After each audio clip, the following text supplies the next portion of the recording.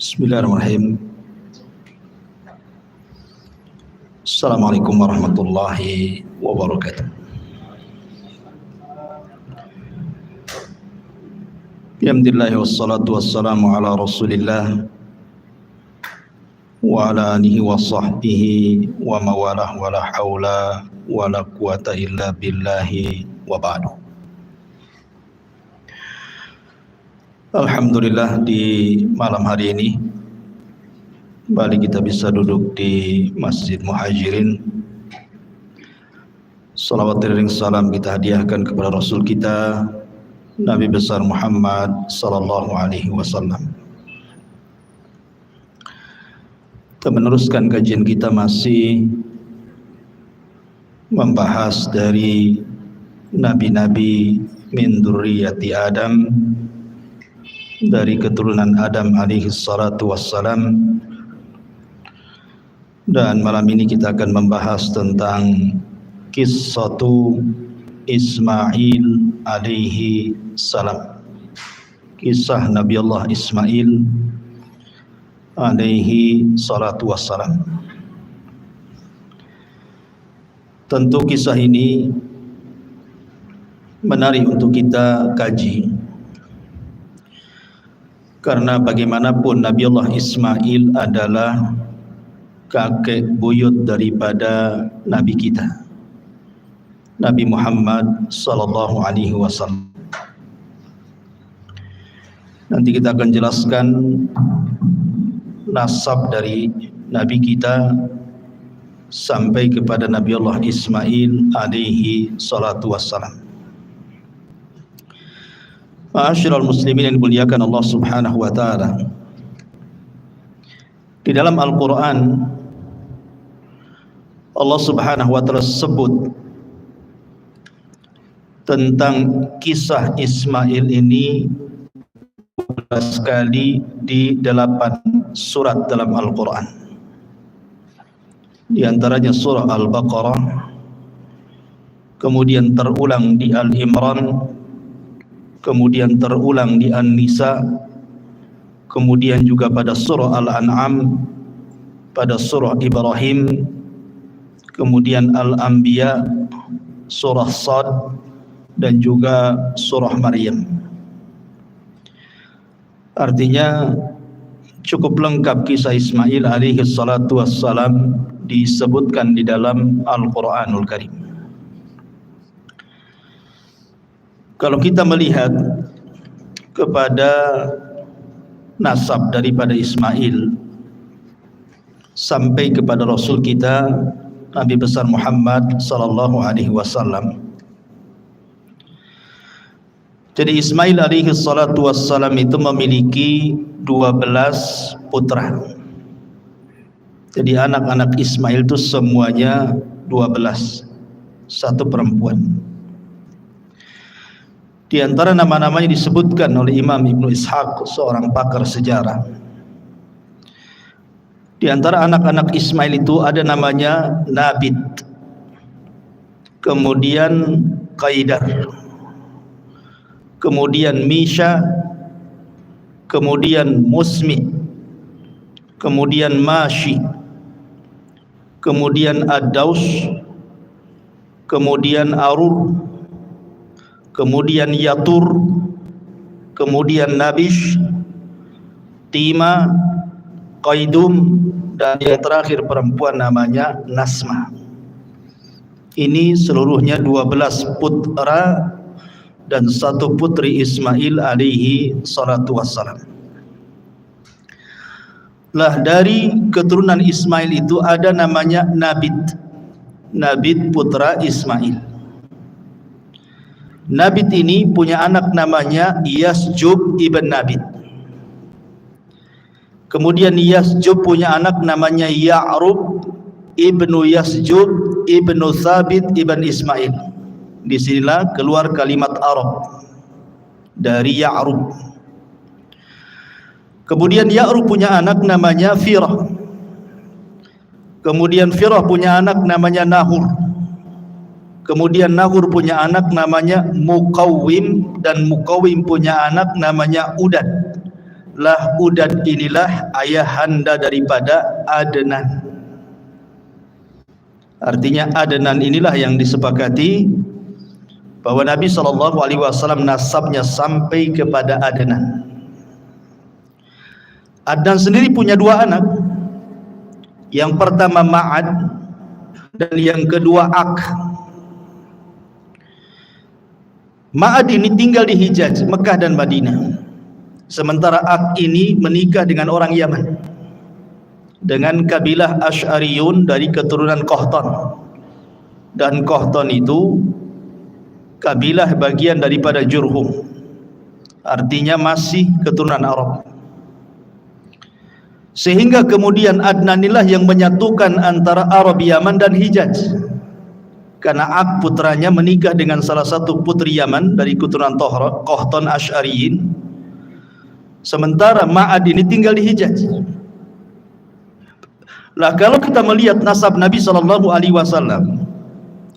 kita lihat Nabi SAW namanya Muhammad ibnu Abdullah ibni Abdul Muttalib ibni Hashim ibni Abdul Manaf ibni Qusay ibni Kilab ibni Murrah ibni Ka'ab ibni Lu'ay ibni Khuzaimah ibni Mudrikah ibni Ilyas ibni Mudhar ibni Nizar ibni Ma'ad. Dan Ma'ad tadi saya katakan putra siapa? Adnan. Dari Adnan kemudian naik lagi Udad ibni Muqawwim ibni Nahur ibni Firah ibni Ya'ruf ibni Yasjub ibni Nabit ibni Ismail, baru Ismail ibni Ibrahim. Dari sini nyambung bahwa Ismail adalah kakek buyut daripada Nabi kita Muhammad SAW. Jadi yang kita akan ceritakan ini Nabi yang mulia, karena bagaimanapun Ismail adalah kakek buyut Nabi kita. Kita harus tahu sejarahnya. Ma'asyiral muslimin yang dimuliakan Allah Subhanahu wa taala, sepakat para ahli sejarah bahwa nabi-nabi sebelum Ibrahim itu semua keturunan Nuh alaihi salatu wassalam. Tetapi setelah Ibrahim alaihi salatu wassalam diutus, maka tidak ada nabi dan rasul satu pun kecuali keturunan Ibrahim. Jadi kalau sebelum Ibrahim, sepakat ulama sejarah bahwa para nabi keturunan daripada Syam, putra Nuh.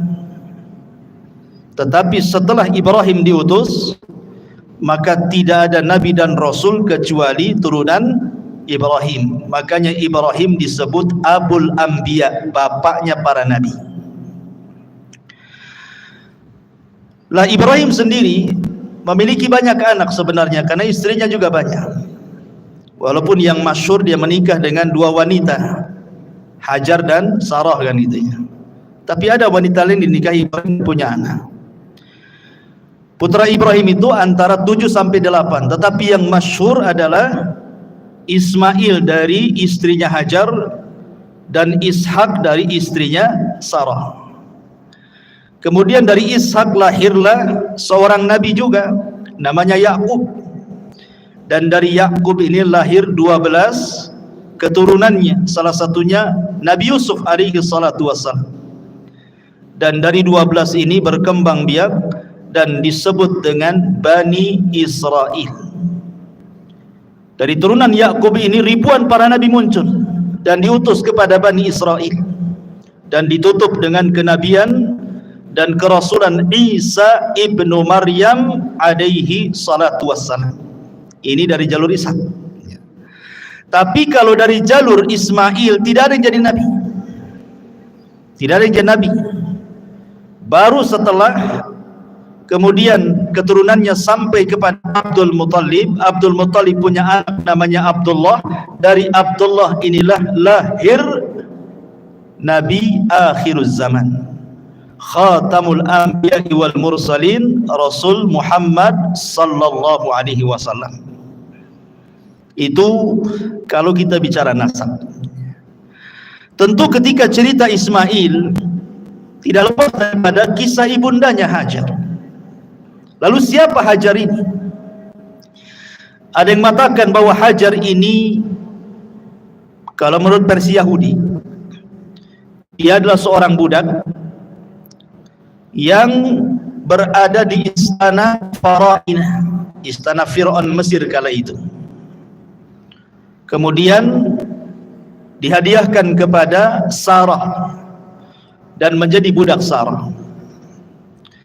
Tentu sebagian ulama membantah kalau Hajar itu seorang budak, karena di sini ada berbau merendahkan kepada Nabi kita Muhammad sallallahu alaihi wasallam, seolah-olah dia turunan budak, dan seolah-olah Sarah itu lebih afdal dibandingkan Hajar, dan seolah-olah Yahudi lebih afdal dibandingkan Islam. Nanti menuju ke situ, sehingga orang-orang Yahudi di dalam kitabnya At-Takwim itu mereka mengatakan seperti itu. Hajar seorang budak, sementara Sarah ini tuannya. Sehingga ada sebagian para ulama membantah, Hajar ini bukan budak. Hajar ini justru adalah turunan Amalikoh ataupun turunan Farainah yang dahulu menguasai Mesir, dan dia adalah putri daripada pembesar Amalikoh atau Amalikoh dan juga Kan'aniyin ini. Kemudian dijajah oleh Farainah, oleh orang-orang Fir'aun. Kemudian ditawanlah Hajar ini, kemudian dijadikan pelayan di istana Fir'aun. Lah kemudian setelah Sarah datang ke Mesir bersama Ibrahim, kemudian raja ini hendak melakukan sesuatu yang buruk kepada Sarah. Sarah pun berdoa kepada Allah dengan tawasul dengan amal saleh. Tiba-tiba raja ini stroke, tidak bisa bergerak, kemudian minta doa supaya disembuhkan. Maka Sarah berdoa kepada Allah, kemudian disembuhkan. Karena dia ketakutan kepada Sarah, tapi hatinya masih suka, maka kemudian dihadiahkanlah Hajar kepada Sarah sebagai bukti kecintaan Fir'aun ini kepada Sarah, karena tidak bisa apa-apa. Ya. Jadi Hajar ini orang mulia, bukan sebagaimana prasangka orang-orang Yahudi. Itu ada yang mengatakan seperti itu. Intinya bahwa kemudian Hajar ini dihadiahkan kepada Sarah, kemudian tinggal bersama Sarah dan juga Ibrahim di Mesir. Tetapi karena memang kondisinya kurang kondusif, akhirnya Ibrahim pun kemudian meninggalkan Mesir dan kembali ke Syam, Palestina. Maka hiduplah 3 orang ini di Palestina. Lah usia Ibrahim alaihi salatu wassalam itu sudah tua, sudah hampir 82 tahun lebih, tetapi tidak kunjung juga punya keturunan. Hampir 86 lebih gitu ya, dia di atas 80 lah. Tidak punya keturunan juga, tetapi Ibrahim terus berdoa kepada Allah subhanahu wa ta'ala. Dan Sarah tahu bahwa Ibrahim itu pengen punya keturunan, sehingga karena kecintaan Sarah kepada Ibrahim, dia melirik Hajar. Bagaimana kalau seandainya Ibrahim menikah dengan Hajar, siapa tahu dari Hajar ini melahirkan keturunan. Akhirnya kemudian Ibrahim menikahi Sarah, menikahi Hajar, dan betul setelah menikah dengan Hajar, maka hamillah Hajar, kemudian punya anak dan lahirlah bayi, kemudian dinamai Ismail ibnu Ibrahim. Kemudian timbullah kecemburuan. Ingat bahwa idza aradallahu syai'an ahya asbab. Allah itu kalau menghendaki sesuatu pasti dimunculkan sebabnya. Allah menghendaki Ibrahim itu hijrah dari Palestina ke Mekah kan gitu. Tapi kan harus ada sebabnya. Sebabnya apa kan itu? Maka dibuat sebabnya. Salah satu penyebabnya adalah Hajar ini ketika memiliki Ismail, Ibrahim itu cinta betul dengan Ismail. Otomatis ketika cinta dengan Ismail, lebih banyak tinggal bersama Hajar. Cemburulah Sarah. Wajar kecemburuan seorang wanita, istri Nabi saja cemburu, Aisyah kan, kepada Safiyah. Sampai-sampai kemudian mengatakan tentang Safiyah itu, hasbuka an Safiyata kada wa kada ya Rasulullah. Cukuplah Safiyah ini begini dan begitu. Maksudnya Aisyah ingin mengisyaratkan dengan tangannya, Safiyah itu pendek loh, aku tinggi, itu maksudnya. Ingin merendahkan Safiyah. Tapi Rasul marah dan mengatakan, ya Aish, laqad qulti kalimatan law muzizat bihal bahru lamazazathu. Wahai Aisyah, engkau sudah mengucapkan kalimat ghibah, yang satu kalimat ghibah ini kalau dilempar ke air lautan, satu air lautan tercemar dengan kalimat. Aisyah cemburu karena Safiyah ini walaupun kecil pendek tapi cantik. Artinya kecemburuan itu ada gitu. Jangan dikira istri Nabi tidak cemburu kan gitu. Kalau istri Nabi saja cemburu, apalagi istri antum. Kalau antum poligami ya wajar kan itu. Jangan ngamuk-ngamuk antum kan itu. Aisyah saja cemburu, kemudian juga Sarah juga cemburu kepada Hajar kan. Akhirnya Sarah meminta kepada Ibrahim untuk dijauhkan Hajar dengan dirinya. Terserah mau ditaruh di mana, tapi jangan dekat-dekat dengan diriku. Dari situlah datang perintah agar Ibrahim membawa Hajar ke mana? Ke Mekah. Bayangkan Palestina ke Mekah itu kan perjalanan 1 bulan naik unta tuh. Tentu sekali lagi karena hikmah yang Allah kehendaki. Maka berangkatlah kemudian Ibrahim bersama Hajar dan bayi kecil Ismail. 1 bulan naik unta sampai kemudian singgah di sebuah wadi, lembah. Lembah itu tidak ada tanaman, tidak ada air. Di sekelilingnya hanyalah padang pasir kering kelontang, lautan padang pasir yang tidak bertepi. Tiba-tiba kemudian sampai di situ, Ibrahim hanya meletakkan Hajar dan juga Ismail kemudian pergi. Hanya dibekali beberapa bekal untuk beberapa hari saja. Tentu wanita ditinggal suaminya begitu saja kan tidak terima juga. Akhirnya dia mengikuti Ibrahim dan mengatakan kepada Ibrahim, aina tadhhab wa tatrukuna bihadzal wadi? Ya Ibrahim, Anda pergi kemana? Kenapa kau tinggalkan kami di lembah ini? Alladzi laisa fihi insun wala syai'un. Di sini tidak ada manusia, di sini enggak ada apa-apa, enggak ada pohon, enggak ada binatang, enggak ada minuman, enggak ada apa-apa. Dan terus mengikuti Ibrahim sampai ketika di tempat namanya Kada. Baru kemudian Ibrahim terhenti. Kemudian Ibrahim mengatakan kepada Hajar, ilallah, kutinggalkan dirimu kepada Allah. Bayangkan hanya ngomong begitu saja, kutinggalkan dirimu kepada Allah. Barulah kemudian Hajar paham dan mengatakan, raditu billah. Dalam riwayat Bukhari, idzan la yudayyi'un Allah. Kalau begitu saya redha dengan Allah. Dalam riwayat, kalau begitu pasti Allah tidak akan menyia-nyiakan saya. Kalau begitu idhab ya Ibrahim, pergi engkau Ibrahim. Dari sini ada pelajaran besar bagaimana Hajar dan juga Ismail kecil mengajarkan kepada kita sifat tawakkul ala Allah, sifat tawakal.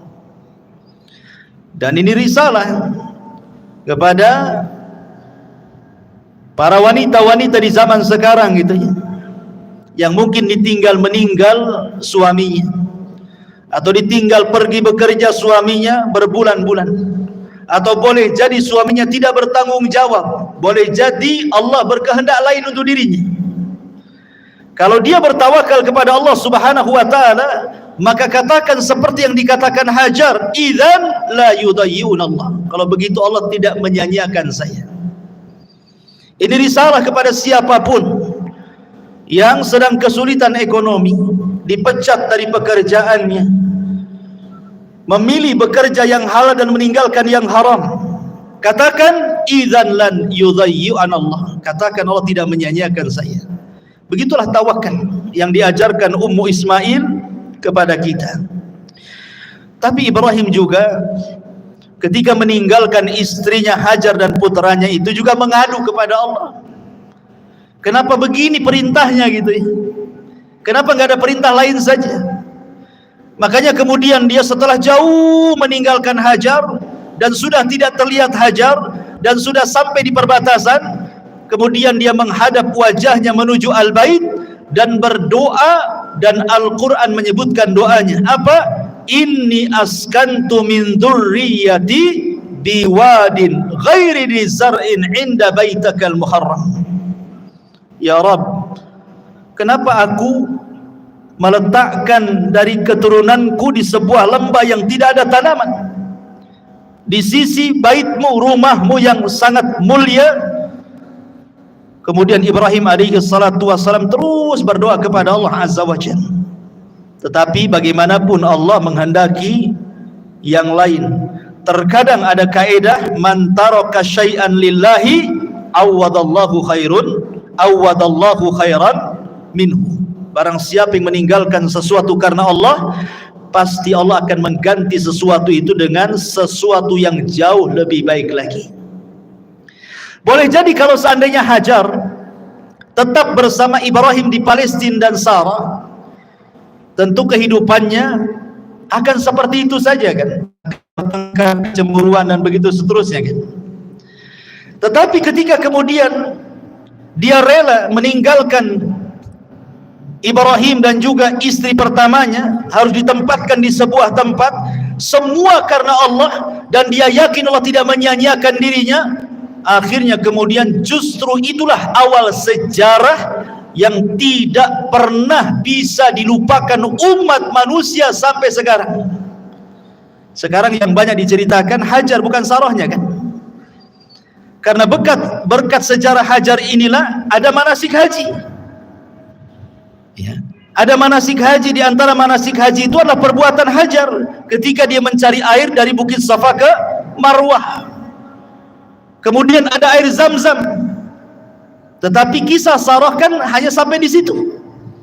Tetapi kisah Hajar dikenal, bahkan meninggalkan ibadah yang luar biasa kepada kita, termasuk juga peninggalan ma'u Zam-Zam, air yang luar biasa berkahnya di permukaan bumi. Sampai hari ini kita bisa menikmati air itu bagi siapa yang datang ke Mekah Al-Mukarramah untuk haji ataupun umrah. Luar biasa.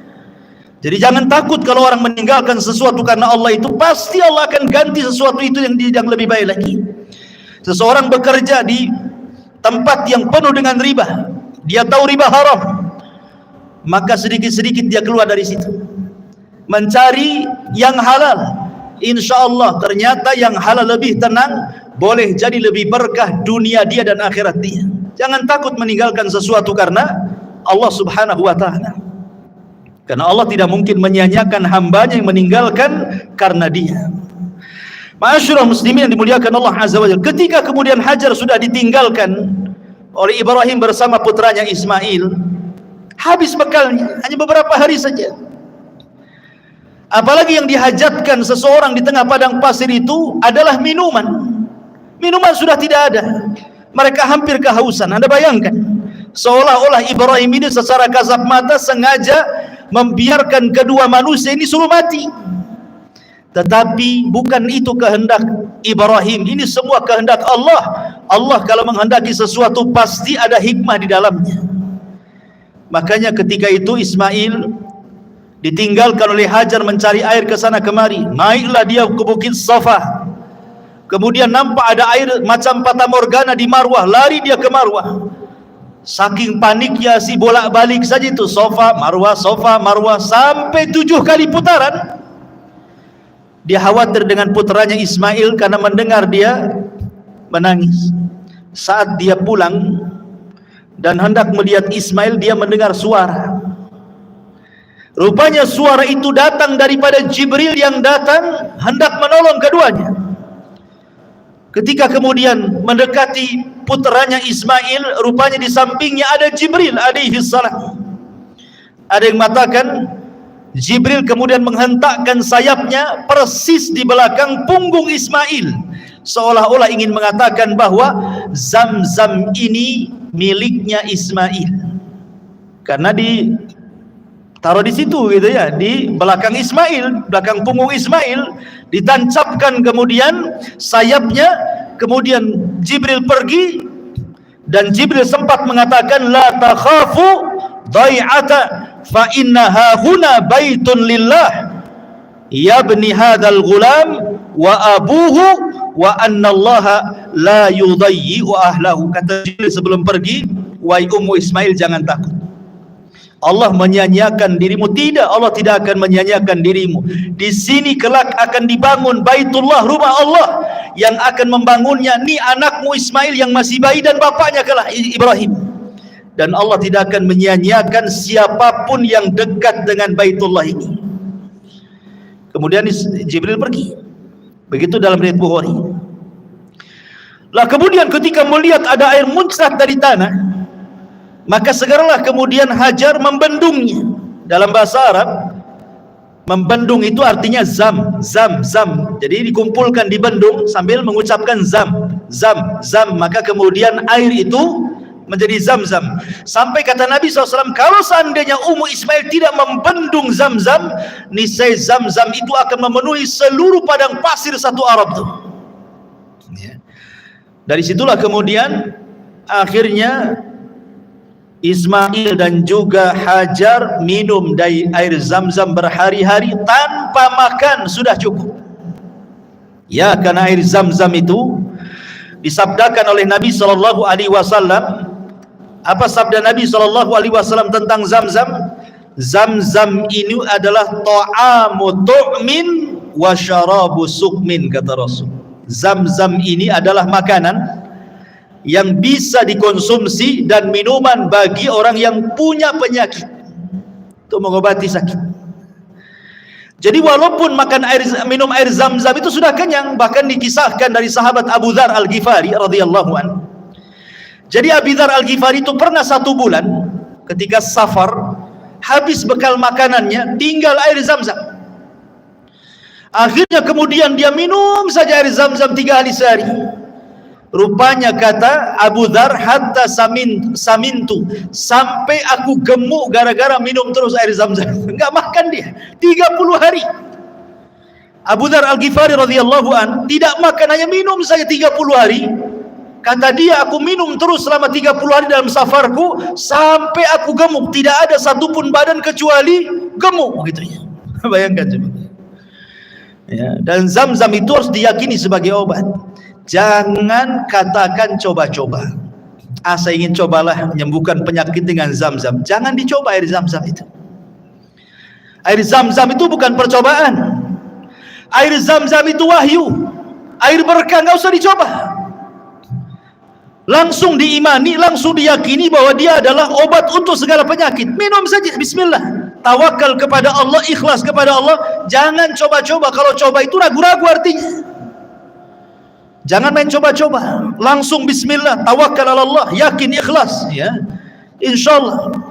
Zam-zam itu sebagaimana sabda Rasul, ta'amu tu'min wa syarabu sukmin. Dia adalah makanan sekaligus juga obat. Bahkan bisa mengabulkan niat peminumnya. Ma'u zam-zam lima syuribalahu. Air zam-zam itu akan mengabulkan setiap peminumnya. Maka akhirnya kemudian berhari-hari, entah berhari-hari entah berbulan-bulan tidak disebutkan, sampai akhirnya datanglah dari arah Yaman rombongan kabilah dari Jurhum. Mereka kehabisan minuman tapi banyak makanan. Percuma saja banyak makanan tidak ada minum, bisa mati di padang pasir, ikhwan. Akhirnya dari kejauhan melihat ada ta'ir, ada burung. Sebagaimana riwayat Bukhari, ada burung dan burung itu menandakan ada air. Maka kemudian didekati, rupanya suku Jurhum ini sampailah ke sumur Zam-Zam yang kemudian ditempati Hajar dan juga putranya Ismail.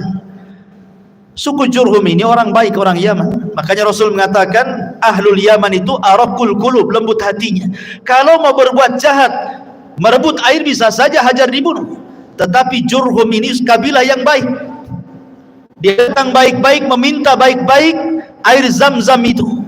Akhirnya kemudian Hajar memberikan dengan cara barter. Kau beri kali kami makanan, kami beri kau air. Akhirnya kemudian deal kan itu ya. Dari situlah kemudian Ismail dan Hajar bisa makan, bisa minum dari berkahnya air Zam-Zam itu. Setiap datang suku Jurhum maka barter dengan makanan, jadi tidak pernah kelaparan. Itulah makna daripada kalimat Hajar ketika Ibrahim pergi, kalau begitu pergi kau, Allah tidak menyia-nyiakan diriku. Wa man yatawakkal 'ala Allah fahuwa hasbuh. Barang siapa yang bertawakal kepada Allah, Allah yang kasih kecukupan dia. Akhirnya kemudian lama-lama suku Jurhum pun meminta kepada Hajar untuk memboyong keluarganya dan tinggal di situ, karena memang air saat itu sangat langka. Senang mereka tinggal di situ. Maka lambat laun kemudian suku Jurhum tinggal di sekitar Zam-Zam. Kemudian hari demi hari, bulan demi bulan, tahun demi tahun, ramailah di sekitar Zam-Zam itu kabilah Jurhum. Ismail pun mulai membesar, kemudian belajar bahasa Arab kepada suku Jurhum. Jadilah Ismail musta'rab, bukan orang Arab, belajar bahasa Arab, fasih pula dia bahasa Arab.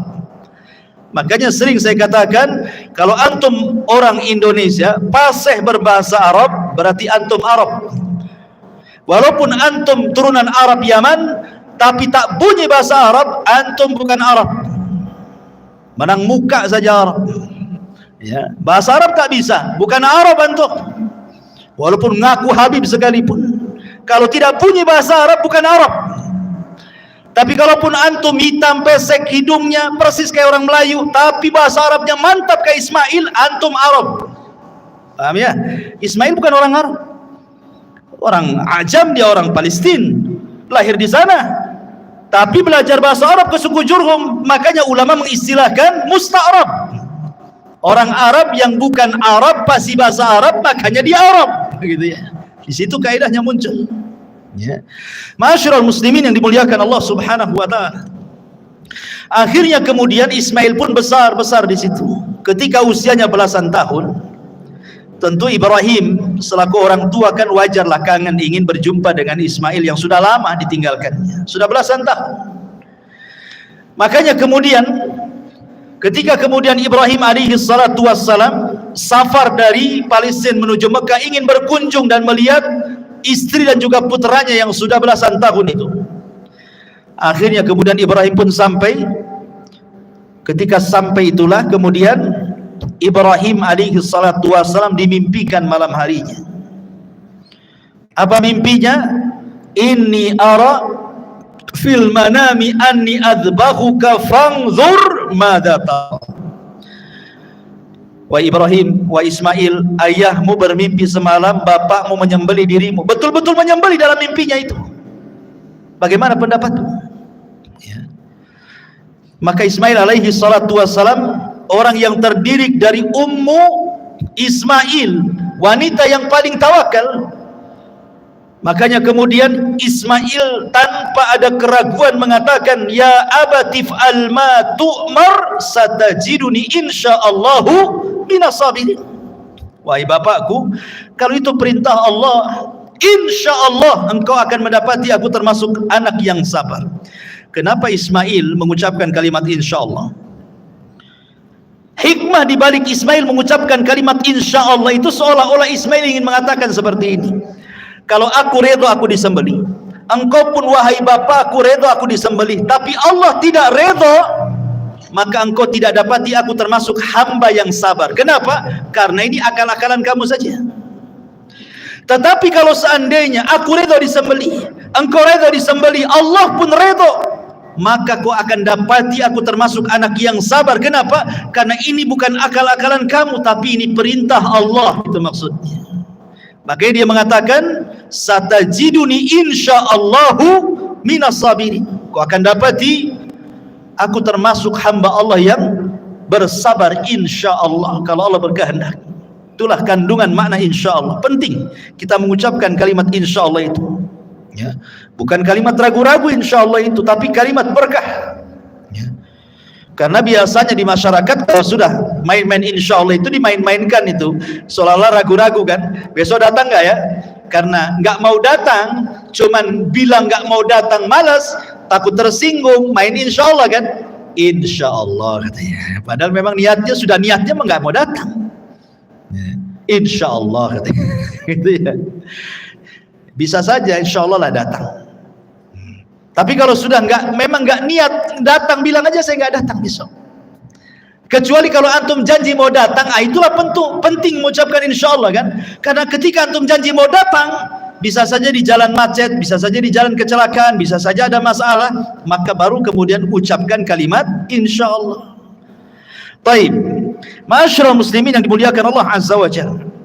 Maka akhirnya kemudian Ibrahim pun betul-betul menyembelih Ismail, dan ini sudah saya kisahkan panjang lebar di sini. Bagaimana Ibrahim betul-betul menggorok leher Ismail itu, tapi Allah buat pisau yang tajam jadi tumpul. Jadi digini-gini tetap saja nggak berdarah-darah tuh. Dari situ Allah melihat kesungguhan Ibrahim sudah melaksanakan perintahnya lewat mimpinya, karena mimpi seorang nabi itu wahyu masalahnya. Maka Allah Subhanahu wa taala langsung mengirim penyeru dan menyeru dari langit dan mengatakan, ya ayya Ibrahim qad saddaqta ru'ya, wahai Ibrahim kau sudah membenarkan mimpi. Maka disitulah Allah katakan, wa fadainahu bidzibhin azim wa taraknahu lil akhirin, kami ganti Ismail dengan kambing kibas dan akan menjadi cerita bagi orang-orang setelahnya sampai hari ini. Kisah itu diceritakan dan menjadi syariat bagi umat Islam tentang kurban. Ya. Ma'asyiral muslimin yang dimuliakan Allah Azza wa Jalla. Selesai kisah penyembelihan ini, maka kemudian Ibrahim balik lagi ke Palestina. Ismail kemudian menjadi laki-laki yang tumbuh dewasa gitu. Lah setelah Ismail kemudian tumbuh dewasa, maka Allah takdirkan Hajar meninggal dunia di usia yang sudah tua juga, 80 tahunan ke atas Hajar meninggal. Kemudian Ismail tertarik dengan wanita Jurhum, menikahlah Ismail dengan wanita Jurhum. Masalahnya disebutkan di dalam sejarah, bahkan juga diriwayatkan dalam Sahih Bukhari, bahwa ketika kemudian Ismail alaihi salatu wassalam menikah dengan wanita Jurhum itu, Ibrahim mendengar putranya sudah menikah. Maka Ibrahim dari Palestina datang ke Mekah ingin melihat istri daripada Ismail. Kemudian ketika dia berkunjung kepada rumah Ismail, Ismail sedang pergi, sedang mencari kerja, sedang mencari maisha. Maka kemudian Ibrahim bertanya kepada istri pertama Ismail yang dinikahi ini tentang bagaimana kehidupannya. Tiba-tiba kemudian ngeluh dia dan mengatakan, nahnu bisyarrin, nahnu fi dhikin wa syiddatin, fasyakat ilaihi. Hidup kami ini susah, kata istri pertamanya ini. Hidup kami dalam kejelekan, hidup kami tidak senang, hidup kami dalam kemiskinan, susah makan, macam-macam diadukan kepada Ibrahim. Ini istri Ismail tidak tahu kalau di depannya itu Ibrahim, ya, karena dia ngaku dia mertuanya kan gitu. Akhirnya kemudian Ibrahim ini melihat ini kok istrinya aneh, ini kok ngeluh-ngeluh gini nih. Berarti Ismail ini salah cari jodoh nih. Akhirnya kemudian Ibrahim sebelum pergi, dalam Sahih Bukhari dijelaskan, Ibrahim menasihati istrinya, nanti kalau datang suamimu Ismail, katakan pesan dari saya, ghayyir atabata babik. Kemudian pergi Ibrahim. Ketika Ismail kemudian pulang, diceritakan sama istrinya bahwa ada orang tua sifatnya seperti ini. Kaget dia. Lah itu orang tua saya, kenapa kau tidak memuliakan dia? Kata istri, saya tidak tahu itu orang tuamu. Akhirnya kemudian kata Ismail, berpesan apa itu orang tuaku kepadaku? Kata istrinya, dia hanya berpesan, ghayyir atabata babik, katanya, ganti tangga menuju rumah depanmu, katanya. Kata Ismail, oh iya, yang dimaksud atabat itu adalah engkau. Aku disuruh menceraikan kamu, katanya. Wasiat Ibrahim. Akhirnya diceraikan istri pertamanya. Kemudian setelah diceraikan istri pertamanya, terdengarlah oleh kabilah Jurhum, Ismail menceraikan istrinya. Akhirnya kemudian banyak pembesar-pembesar Jurhum itu yang menawarkan putrinya. Bagaimanapun Ismail di tokoh kan gitu ya. Dia pemilik Zamzam. Orang-orang Jurhum mereka sangat berhajat kepada Zamzam, dan itulah ekonominya selama ini mereka hidup.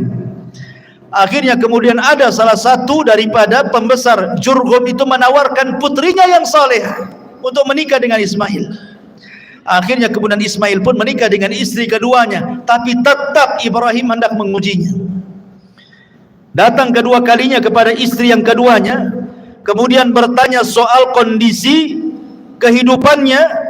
Maka kemudian kata istri keduanya, dia menceritakan, nahnu bi khairin, katanya, kami dalam kondisi baik, wasaatin, dan dalam kondisi lapang. Padahal kehidupannya susah, tapi dia tetap mengatakan baik dan kondisinya lapang. Berarti baik akhlaknya tuh. Kemudian ketika itu, karena istri keduanya kan tidak tahu kalau itu ayahanda daripada Ismail, tetap dia menghormatinya. Diambillah daging kambing, kemudian sebagai menjamu tamu, kemudian diambillah air Zamzam, kemudian disodorkan kepada Ibrahim. Kalau istri pertama nggak keluar tuh sama sekali itu jamuan-jamuan itu ya. Ini istri keduanya betul-betul muliakan tamu. Maka Ibrahim senang dengan istri keduanya, kemudian berdoa kepada Allah, Allahumma barik li ta'amikum wa syarabikum. Ya Allah, berkahi makanan kalian, ya Allah berkahi minuman kalian, ya Allah tetapkan rumah tangga kalian berdua. Kemudian Ibrahim mengatakan, nanti kalau sampai anakku, sampaikan pesan bapaknya. Apa? La tughayyir atabata babik, jangan kau ganti lagi tangga menuju depan rumahmu, katanya. Nah, itu istrimu tuh, katanya. Akhirnya Ismail pulang, kemudian diceritakan istri keduanya. Kata Ismail, ayahku menyuruh agar aku tidak menceraikan kamu. Lihat.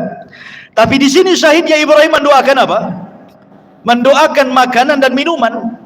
Yang ketika itu makanan yang didoakan oleh Ibrahim apa? Daging kambing dan juga air Zamzam. Sejak itulah kambing dan Zamzam di Mekah menjadi berkah. Karena doanya Ibrahim. Makanya penduduk Mekah itu walaupun makan kambing siang, pagi, sore, malam, nyantai saja mereka. 1 tahun mereka pagi, siang, sore makan kambing, nggak ada cerita naik darah, naik kolesterol, stroke, nggak ada. Coba antum pakai kambing Batam, sebulan saja pagi kambing, siang kambing, malam kambing, pagi sate, siang gulai, rawon lagi sorenya, malamnya tengkleng. Sebulan saja. Apa nggak naik itu tensinya? Ya. Masyaallah muslimin yang dimuliakan Allah Azza wa Jalla. Intinya bahwa kemudian Ismail pun tetap tidak menceraikan istrinya karena dapat istri yang soleh. Dari istri inilah lahir 12 keturunannya yang saya sebutkan di mukaddimah tadi.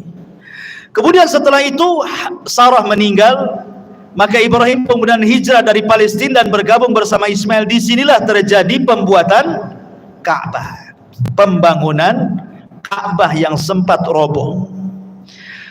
Kisahnya adalah, jadi ketika kemudian Allah Subhanahu wa taala perintahkan Ibrahim untuk membangun Ka'bah dan juga putranya Ismail, maka mulailah kemudian Ibrahim dan juga Ismail mencangkul bagian Ka'bah yang akan dibangun sampai kemudian mendapati pondasi. Dan ketika di zaman jahiliyah pernah kan dirobohkan karena terkena banjir sehingga Ka'bah rusak. Kemudian oleh Al-Walid ibn Mughirah dan orang-orang Quraisy digali sehingga sampai kepada pondasi awal Ka'bah yang berwarna hijau. Ya, pondasinya itu warna hijau. Ya. Lah Ibrahim juga sama, karena Ibrahim itu tidak mulai dari pondasi, karena pondasi sudah ada sejak zaman para malaikat membangunnya. Ada yang mengatakan Adam yang membangunnya gitu. Jadi Ibrahim itu hanya meninggikan saja.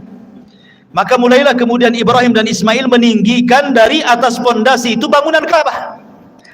Dan bentuknya memanjang karena Hijar masuk ke dalamnya. Tapi di zaman jahiliyah ketika Ka'bah itu hancur hanya dibangun separuh saja sehingga Hijar keluar. Hijar Ismail keluar gitu ya. Kalau di zaman Ibrahim masuk Hijar itu. Ya, dan juga pintunya 2. Pintu masuk, pintu keluar. Kemudian di tanah. Kalau sekarang kan pintunya di atas gitu ya. Agak sulit, orang-orang tertentu saja masuk. Kalau orang dulu kan siapa aja bisa masuk gitu ya. Intinya bahwa ketika kemudian sudah dibantu oleh Ismail pembangunan Ka'bah, sampai kemudian ada satu tempat yang itu khusus untuk satu batu, kurang satu batu, maka Ibrahim meminta kepada Ismail untuk mencari batu. Kemudian pulang, rupanya yang dibawa itu Hajar Aswad, batu dari sorga. Ibrahim tahu ini Hajar Aswad, dulunya warnanya putih tapi menjadi hitam karena dosa anak Adam, kata Rasul. Maka diletakkan Hajar Aswad di Ka'bah sebagai pelengkap Ka'bah itu. Dan Hajar Aswad ini menjadi kiblat bagi kita kaum muslimin ketika sholat kita. Dan pernah hilang 20 tahun, dicongkel oleh orang-orang Syiah. Ketika Syiah menyerbu Mekah ketika itu kan, sampai di pantai ribuan jemaah haji itu, sampai orang yang nempel di kiswah Ka'bah aja di pantai itu, orang-orang Syiah itu dicongkel itu Hajar Aswad, dibawa ke Bahrain. 20 tahun hilang Hajar Aswad itu. Tapi setelah Hajar Aswad dicuri sama orang-orang Syiah itu, dibawa ke Bahrain, banyak azab menimpa Bahrain. Akhirnya takut dibalikin lagi setelah 20 tahun. Ya, Ma'asyiral muslimin yang dimuliakan Allah Subhanahu wa taala, intinya bahwa Allah Subhanahu wa taala menggambarkan dalam Al-Qur'an, inna awwala baitin wudi'a lin-nasi lalladzi bi Bakkah mubarakan wa hudan lil alamin fihi ayatun bayyinatun maqamu Ibrahim wa man dakhalahu kana amina walillahi 'alan nasi hajjul baiti man istata'a ilaihi sabila wa man kafara fa innallaha ghaniyyun 'anil alamin. Sesungguhnya rumah yang mula-mula dibangun untuk tempat beribadah manusia adalah Baitullah yang ada di Bakkah ataupun Mekah, yang diberkahi dan menjadi petunjuk bagi semua manusia. Di sana terdapat tanda-tanda yang jelas, di antaranya maqam Ibrahim. Barang siapa memasuki Baitullah, amanlah dia. Dan di antara kewajiban manusia terhadap Allah adalah melaksanakan ibadah haji ke Baitullah, yaitu bagi orang-orang yang mampu mengadakan perjalanan ke sana. Barang siapa yang mengingkari kewajiban haji, maka ketahuilah Allah Maha Kaya bagi seluruh alam semesta. Ketika Ibrahim sudah selesai itu membangun Ka'bah, dan apabila dia capek, maka dia berdiri di samping Ka'bah yang kemudian menjadi makom Ibrahim. Makom dulu tempat istirahatnya di situ, makanya makom sekarang kan. Ya. Jadi setelah selesai, Allah perintahkan kepada Ibrahim untuk mengajak seluruh manusia yang ada di bumi suruh haji. Ibrahim gimana? Harus datang kemana-mana mengajak manusia haji. Perlu berapa waktu ke timur, ke barat, ke selatan, ke utara. Jadi Ibrahim mengatakan, ya Rabb, tidak mungkinlah saya berjalan ke sana kemari kan itu. Tapi Allah mengatakan, ya Ibrahim, aku tidak suruh kau jalan ke sana kemari. Aku suruh kau berteriak dari Mekah. Nanti kami yang sampaikan suaramu ke ujung barat, ke ujung timur, ke selatan dan ke utara. Dan ini mukjizatnya Ibrahim. Cukup kau serukan manusia untuk haji, suaramu sampai di sana nanti, gitu maksudnya. Maka Ibrahim pun menyerukan manusia untuk haji, suaranya kemana-mana, masuk ke telinga semua manusia. Subhanallah, seruan Ibrahim masih melengket di telinga kita sampai hari ini. Semua datang ke Mekah, ya, semua datang ke Mekah kan. Alhamdulillah, seruan Ibrahim sampai hari ini melekat di telinga-telinga kaum muslimin. Wa adzin finnas, ya, dan serukan kepada manusia untuk haji. Ya'tuka rijalan wa ala kulli dhamirin ya'tin min kulli fajin ami, kata Allah. Maka akan datang dari semua belahan negeri untuk menziarahi Ka'bah. Sadaqallahul azim. Lihat bagaimana sekarang dari penjuru negeri datang ke Mekah. Subhanallah, tidak ada orang yang bosan datang ke Mekah dalam rangka haji dan umrah. Ya, buktinya orang yang hari-hari umrah belakangan punya travel umrah pula dia. Saking pengen terus ke sana bolak-balik ini. Begitulah Allah cintakan manusia untuk haji. Ma'asyiral muslimin yang dimuliakan Allah Subhanahu wa taala. Kemudian Nabi Ibrahim alaihi salatu wasalam wafat, dan Allah Subhanahu wa taala kemudian menggantikan estafet dakwah Ibrahim kepada pundak Ismail. Makanya Allah Subhanahu wa taala firmankan di dalam surah Maryam ayat 54-55, wadhkur fil kitabi Ismail innahu kana sadiqal wa'di wa kana rasulan nabiyya. Ceritakan wahai Muhammad fil kitab, di dalam Al-Quran, tentang Ismail. Dia adalah orang yang sangat jujur dan amanah. wa kana rasulan, dia seorang rasul, nabiyan, dan seorang nabi. Diutus kepada siapa kalau dia seorang rasul? Ismail diutus kepada seluruh bangsa Arab. Jadi Ismail nabinya bangsa Arab, dia seorang rasul dan seorang nabi. Wa kana ya'muru ahlahu bis salati waz zakati wa kana inda rabbih mardiyah, dan dia memerintahkan keluarganya untuk salat, zakat, dan dia di sisi Allah sangat diridhai, sangat disukai. Ismail diangkat menjadi nabi dan rasul dan berdakwah setelah Ibrahim kepada seluruh bangsa Arab. Dan subhanallah, asar Ismail sampai kepada di masa jahiliyah, di masa diutusnya Nabi SAW, sampai ketika Rasul datang ke Gua Hira untuk tahannud, untuk i'tikaf di Gua Hira, belum diangkat jadi Nabi. Kemudian Rasul SAW tafakur di situ, beribadah kepada Allah Azza wa Jalla, beribadah atas syariat siapa coba? Kan belum diangkat jadi Nabi, belum ada syariat kan? Jadi Rasul beribadah di atas syariat Ismail. Dia beribadah di atas syariat Ismail, tafakur dalam gua itu. Ya, karena belum ada syariat yang diberikan kepada Rasul seperti sholat, zakat, puasa, Quran, dan begitu seterusnya. Maka dia tafakur ala syariat Ismail, di atas syariat Nabi Allah Ismail alaihi salatu wassalam, sampai datang Jibril dan mengangkat Nabi sallallahu alaihi wasallam sebagai Nabi dan juga Rasul. Dan ketika Ismail alaihi salatu wassalam meninggal dunia, suku Jurhum itu dari turunan Ismail dan juga turunan istrinya itu masih mentauhidkan Allah, tapi masalahnya tidak bertahan. Tiba-tiba kemudian datang orang Arab yang tidak suka dengan suku Jurhum, namanya Khuza'ah. Maka Khuza'ah itulah akhirnya menggempur Jurhum. Mulailah kemudian Jurhum pun kalah, akhirnya kembali ke Yaman dan dikuasai Hijaz oleh Khuza'ah. Lah sebelum kemudian Khuza'ah ini menguasai Jurhum pandai karena ekonomi mereka dari Zamzam. Disitulah air Zamzam dipendam sama orang-orang Jurhum supaya jangan direbut Khuza'ah, dipendam sampai akhirnya beratus-ratus tahun hilang Zamzam itu.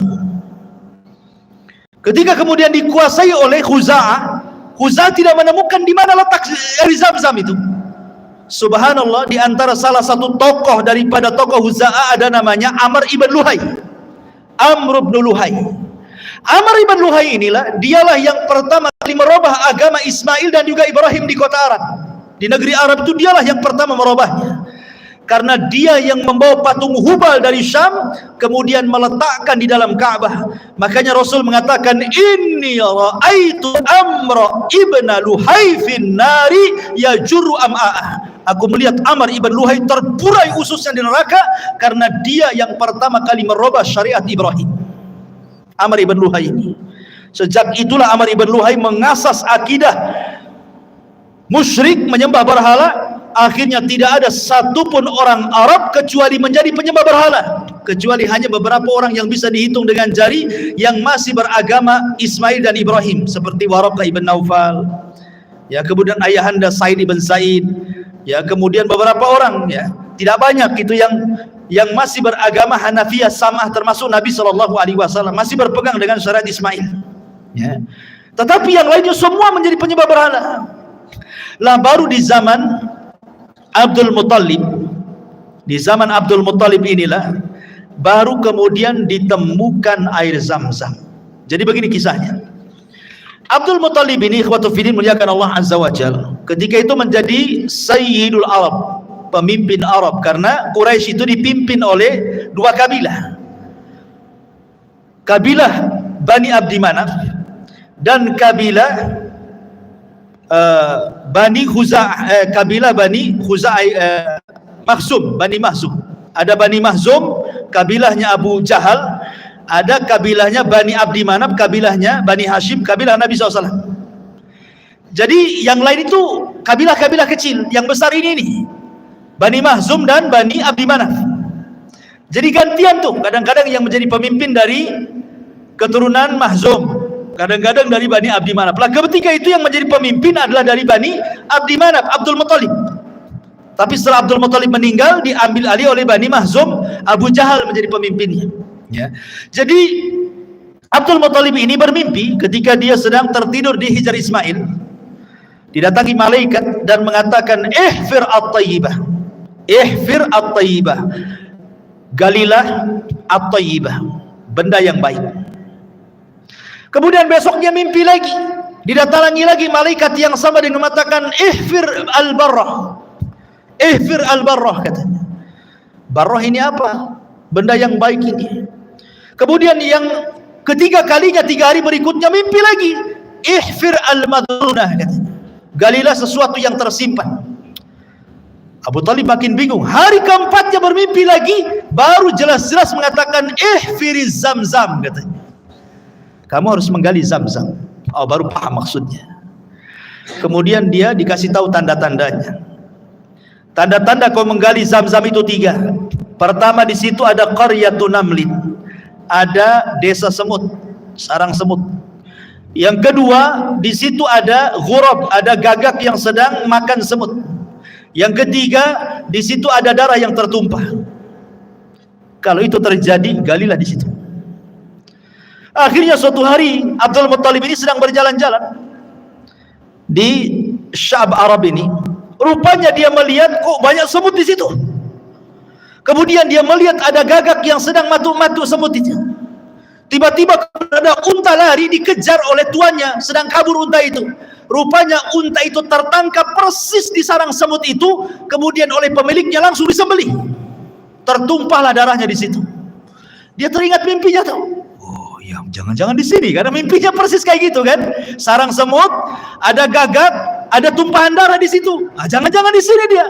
Ketika itu Abdul Muttalib belum punya anak banyak, cuma satu namanya Al-Harith, karena belum punya nazar ketika itu. Akhirnya sama Al-Harith diajak, ayo kita gali di sini, jangan-jangan di Zamzam nih. Digalilah berdua. Orang-orang Arab membiarkan, disangkanya Abu Talib dia ngapain mimpi saja cari Zamzam itu, katanya. Rupanya ketika digali-digali, nampak pondasinya, pondasi Zamzam itu. Bertakbirlah Abdul Muttalib, Allahu Akbar, Allahu Akbar. Oh, datang kabilah-kabilah Quraisy. Tiba-tiba setelah ditemukan Zamzam, kabilah Quraisy mengatakan kepada Abdul Muttalib dan mengatakan, ya Abdul Muttalib, kami semua adalah Bani Ismail, keturunan Ismail. Kami juga punya hak dengan Zamzam ini. Bayangkan, ketika menggali mereka nengokin, sudah ketemu, mereka mengaku itu Zamzam kami juga, katanya. Karena kami semua keturunan Ismail dan ini adalah Zamzamnya Ismail, katanya. Kata Abdul Muttalib, tidak bisa. Aku yang menemukannya, ini dikhususkan untukku. Kata mereka, tidak bisa. Kalau engkau tidak berbagi dengan kami, kami siap perang, katanya. Oh, ngajak perang. Akhirnya kemudian kata Abdul Muttalib, apa enggak ada pendapat yang lebih baik kecuali harus perang? Kata mereka, kalau begitu kita harus datang kepada orang pintar dari Bani Sa'ad, dari Hudzail, katanya. Di situ ada dukun sakti. Biar dukun itu menentukan apakah Zamzam itu milikmu atau milik kita semua, katanya. Akhirnya masing-masing kabilah mengutus beberapa utusan. Ini Bani Hudzail, Bani Sa'ad ini di ujung Syam loh, perbatasan Syam. Sementara orang-orang ini di Hijaz. Kalau mereka mau datang ke dukun yang ada di perbatasan Syam itu, harus melewati berbulan-bulan padang pasir. Coba bayangkan juga. Hanya ingin nemuin dukun aja tuh. Berangkatlah mereka. Subhanallah, di tengah jalan kehabisan bekal, kehabisan minum, banyak mati. Sehingga hanya beberapa orang saja yang masih hidup. Akhirnya mereka pun sudah tidak bisa lagi melanjutkan perjalanan dan hampir menguburkan hidup mereka sendiri karena tidak sanggup lagi, masih jauh perjalanan. Sementara air sudah nggak ada. Kemudian mereka mengatakan, kata Abdul Muttalib, sebaiknya kita berpencar saja. Kita cari air, mudah-mudahan mungkin di sekitar sini ada air, masing-masing gak dapat rezeki gitu. Akhirnya berpencarlah mereka. Qadarullah, ketika Abdul Muttalib hendak pergi, ketika dia menginjak padang pasir, sandalnya itu ketika diangkat keluar air. Akhirnya mereka pun minum dari situ. Mereka ditolong oleh Abdul Muttalib lagi nih. Dari situlah mereka mengatakan, sudahlah Abdul Muttalib, tidak perlu kita datang ke dukun, kami menyerah, Zamzam itu milikmu karena engkau sudah menolong kami semua di sini. Balik lagi, tidak jadi ke dukun. Dari situlah Zamzam miliknya Abdul Muttalib. Tapi masalahnya Abdul Muttalib sudah tahu nih, kalau dibiarkan dia meninggal bisa masalah Quraisy, perang nih gara-gara Zamzam. Disitulah dia bernadar. bernadar kepada Allah agar diberikan anak 10 untuk menjaga Zamzam, dan sebagai imbalannya 1 di antara mereka akan aku korbankan. Allah takdirkan dipenuhi nadarnya. Abdul Muttalib pun punya anak 10, salah satunya namanya Abdullah, ayahanda Nabi. Ketika sudah pada remaja, Abdul Muttalib lupa dengan nadarnya bahwa dia harus mengorbankan salah satu dari 10 anaknya. Tetapi kemudian diingatkan, hai Abdul Muttalib, kau sudah berjanji akan mengorbankan salah satu putranya. Dikurahlah anak-anaknya. Subhanallah, yang kena pula Abdullah. Abdullah itu anak yang paling dicintai Abdul Muttalib dan disayangi orang-orang Quraisy. Makanya orang-orang Quraisy mengatakan, gak usahlah disembelih Abdullah itu, kau datang aja ke dukun lagi, mungkin ada solusi yang lain katanya. Datanglah Abdul Muttalib ke dukun. Kata dukun, cobalah dikocok kayak arisan katanya. Ya, tulis 2 dalam 2 kertas, 1 nama Abdul Muttalib, 1 10 unta. Kocok siapa yang keluar, kalau 10 unta berarti selamatlah Abdullah. Kau sembelih 10 unta, bagikan fuqara wal masakin katanya. Dikocok, keluar Abdullah. Lah, keluar Abdullah. Akhirnya kemudian pasang lagi 10 ekor unta. Dikocok, Abdullah lagi keluar, pasang lagi 10 ekor unta. Sampai akhirnya 10 kali pasang. Berarti sudah 100 ekor unta tuh. Baru keluar unta. Akhirnya dia terpaksa menyembelih 100 ekor unta loh ya. Diberikan kepada fuqara wal masakin dan tidak jadi menyembelih Abdullah. Dari situlah 100 ekor unta menjadi diat pembunuhan. Kalau ada orang membunuh, kisos. Kalau tidak dikisos, bayar 100 ekor unta. Jadi diat. Nah, makanya Nabi SAW disebut Ibnu Dzabihataini, anak dari 2 orang yang akan disembelih. Pertama ayahandanya Abdullah, yang kedua Ismail, kakek buyutnya, putra daripada Ibrahim alaihi salatu wassalam. Wallahu alam. Sampai di sini kisah Nabiullah Ismail alaihi salatu wassalam, kakek buyut Nabi kita yang mulia alaihi salatu wassalam. Subhanakallahumma bihamdika asyhadu an la ilaha illa anta astaghfiruka wa atubu ilaik. Allahu ta'ala. Assalamualaikum warahmatullahi wabarakatuh.